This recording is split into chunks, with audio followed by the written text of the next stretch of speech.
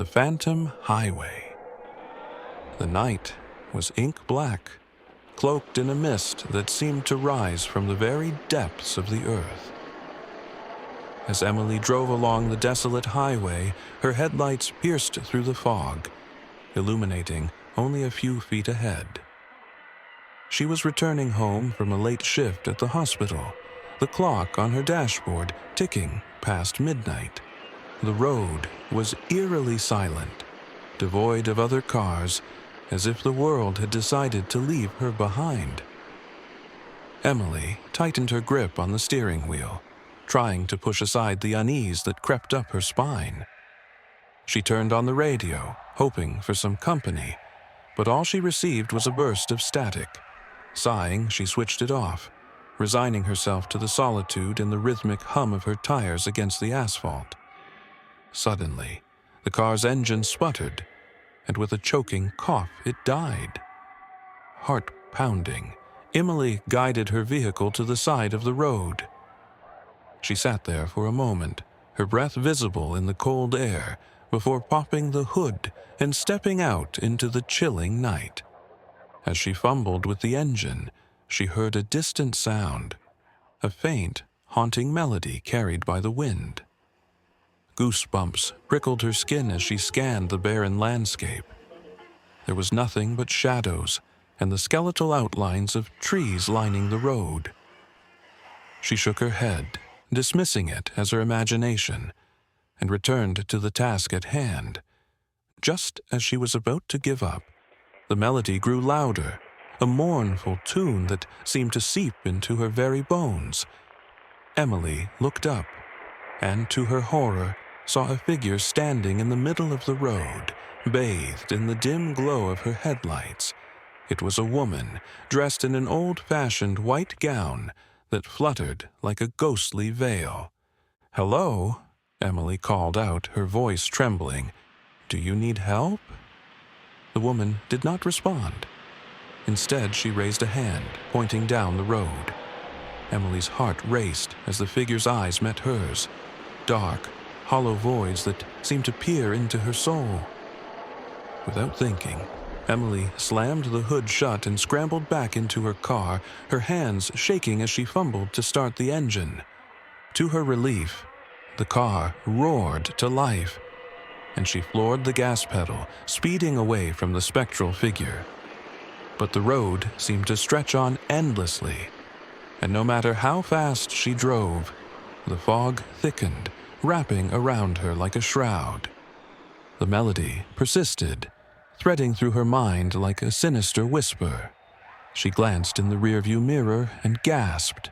The woman in white was now behind her car, gliding effortlessly as if the road did not exist beneath her feet. Panic surged through Emily, her mind racing with every horror story she'd ever heard. She pressed the accelerator harder, but the figure remained in pursuit, her presence a chilling specter in the fog. As Emily's desperation grew, she noticed something strange about the road ahead. The fog seemed to part, revealing an old, dilapidated bridge. It was a structure she didn't remember ever seeing before, its rusted beams looming like the ribcage of some ancient beast. With no other choice, Emily sped towards the bridge, hoping to lose the relentless apparition. As she crossed the threshold, the atmosphere changed abruptly. The air grew colder, and an oppressive silence descended, as if the world itself was holding its breath. Halfway across, Emily's car shuddered violently, the headlights flickering like dying embers. She slammed on the brakes, her car skidding to a halt. The melody ceased, leaving behind an eerie void that was soon filled by the sound of creaking metal. She looked around frantically, and to her horror saw the woman in white standing at the edge of the bridge. This time, her expression was different, almost sorrowful. Emily's heart ached with an inexplicable sadness, as if she were witnessing a tragedy that transcended time. Suddenly, the bridge began to tremble. the metal groaning under some unseen weight. Emily's instincts screamed at her to leave, but she was frozen, her gaze locked with the apparitions. The woman slowly lowered her arm, pointing towards the water below. As if in a trance, Emily followed her gaze, peering over the edge. The fog swirled around the river, revealing the twisted wreckage of an old car submerged in the depths. The realization hit her like a bolt of lightning. The woman was a ghost, trapped in a loop of despair, forever haunted by her untimely demise. With a final, mournful glance, the apparition faded into the mist, leaving Emily alone on the creaking bridge. She took a shaky breath, her mind reeling from the encounter. Gathering her courage, she restarted her car and crept forward, the bridge protesting beneath her wheels. As she reached the other side, the fog began to dissipate, revealing the familiar landscape of her hometown. Emily exhaled in relief, her grip on the steering wheel gradually loosening. Though she was safe, the experience lingered with her, a spectral reminder of the mysteries that lay hidden in the shadows. And as she drove home, Emily couldn't shake the feeling that she had glimpsed a world beyond the veil, a realm where the past and present intertwined in a haunting dance of the unknown. The Midnight Fair. It was a cold, rainy night when John, a seasoned taxi driver, found himself cruising the dimly lit streets of the city. The windscreen wipers rhythmically swept away the sheets of rain, but the downpour was relentless, reducing visibility to almost nothing. Despite the dreary weather, the city was abuzz with activity, and John was determined to make the most of the night.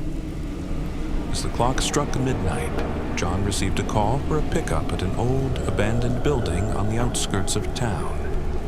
The place had a reputation for being haunted, but John, a skeptic at heart, dismissed the tales as nothing more than urban legends. He arrived at the location, peering through the rain-soaked window to spot his passenger.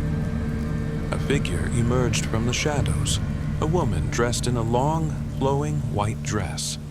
Her face was obscured by a veil of dark hair, and she moved with an eerie grace. Despite a slight chill running down his spine, John rolled down the window and asked, "Need a ride?" She nodded silently and slid into the back seat. Her presence filled the car with an inexplicable coldness, and John couldn't help but glance at her through the rearview mirror. Her eyes, when they met his, were dark and unfathomable, holding secrets he dared not uncover. As they drove through the rain-drenched streets, the woman remained silent, her gaze fixed on the road ahead. John tried to make conversation, asking where she was headed, but she only murmured, "Just drive. I'll let you know when to stop." The city seemed to stretch on endlessly, the usual landmarks obscured by the relentless rain. John felt an unsettling sensation, as if they were traveling through a place that existed outside of time. The radio flickered with static, and the streetlights cast distorted shadows that danced menacingly around the taxi. Suddenly, the woman spoke, her voice a haunting whisper, "Turn here." John complied, steering the taxi down a narrow, unmarked road that seemed to lead into a dense, fog-laden forest. The deeper they went, the more oppressive the atmosphere became. The fog enveloped the car, and John felt as though they were the only two people left in the world. He glanced at the rearview mirror again, but the back seat was empty. Panic surged through him, and he slammed on the brakes, skidding to a halt on the slick road. Heart pounding, he turned around, fully expecting to find the woman gone, but there she was, sitting calmly as if nothing had happened. Bewildered, John faced forward, his mind racing with questions and doubts. Finally, they reached a clearing in the forest. The woman whispered, "Stop here." John obliged, and the moment he did, the rain ceased. The air was unnaturally still, and the moon cast an eerie glow over the scene. The woman stepped out of the taxi and turned to John, her face now visible in the moonlight. Her features were ethereal, almost otherworldly. She spoke softly, "Thank you for the ride. You must leave now and never return." John watched as she walked into the fog, her figure gradually swallowed by the mist. With a sense of foreboding, he turned the taxi around and drove back to the city, leaving behind the mysterious woman and the haunting night. As the city lights came into view, John shook his head, trying to dismiss the experience as a figment of his imagination. But deep down, he knew he had encountered something beyond his comprehension. From that night on, whenever rain fell and the clock struck midnight, John couldn't help but glance at the empty back seat, half expecting to see a ghostly passenger waiting for another ride into the unknown. The endless route. The moon hung low in the sky, casting an eerie glow across the winding road. Jessica and Mark were on their way to a secluded cabin nestled deep in the woods, escaping the city for a weekend of relaxation.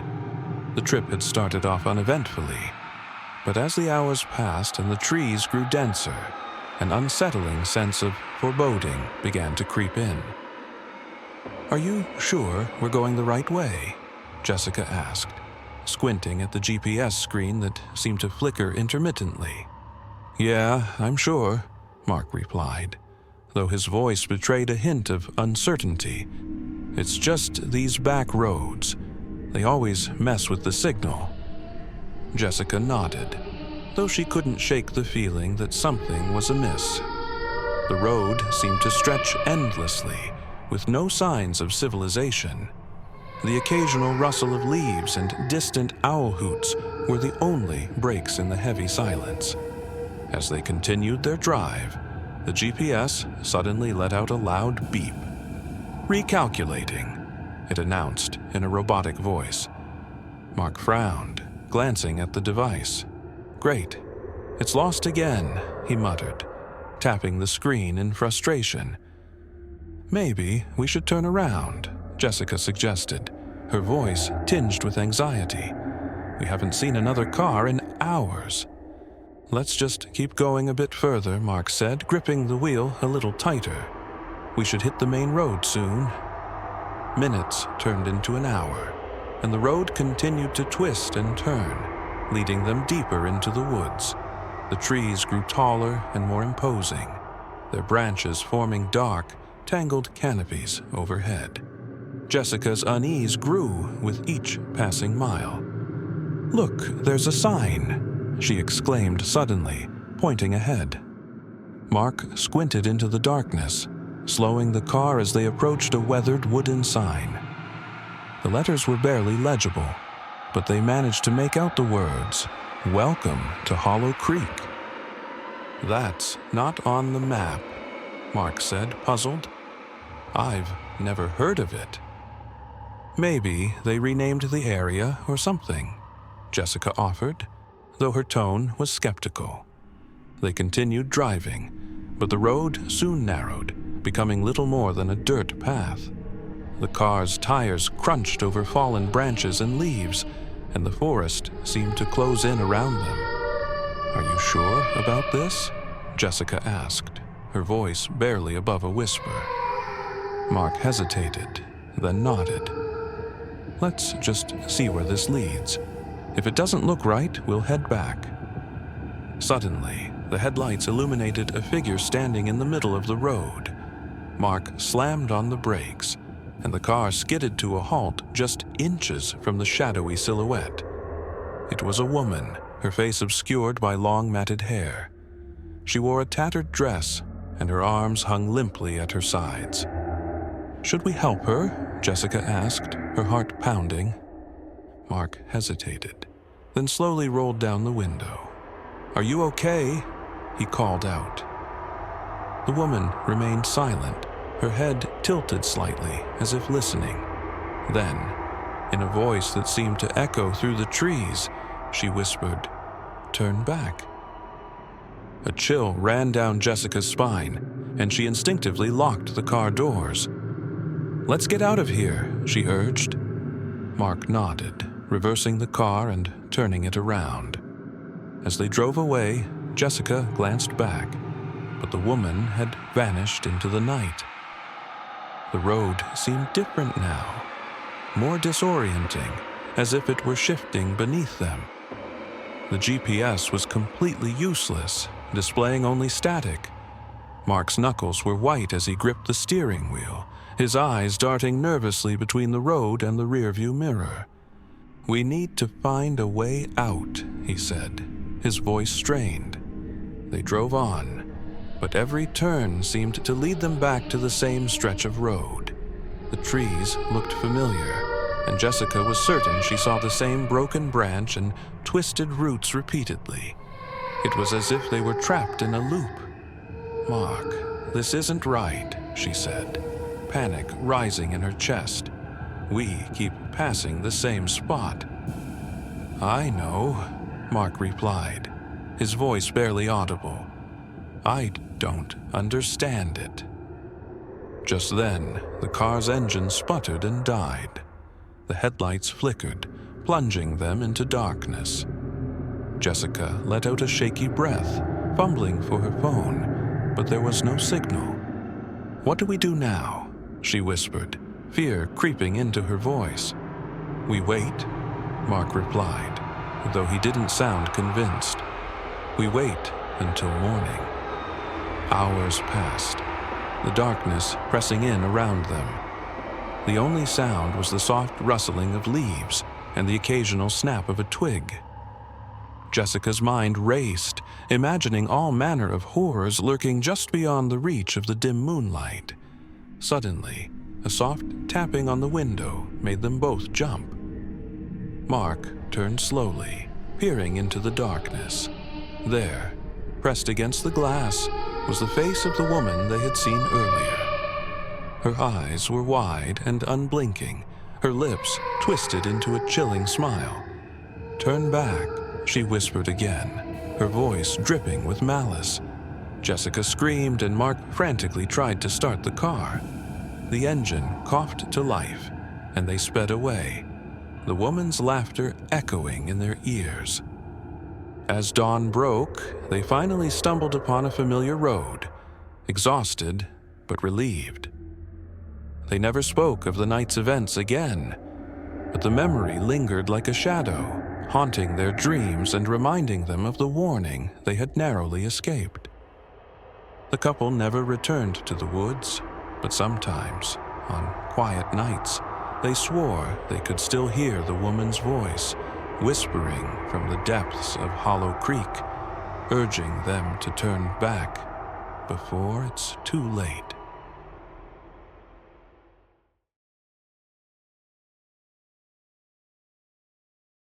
Thank you for listening. We'll be waiting for you again very soon.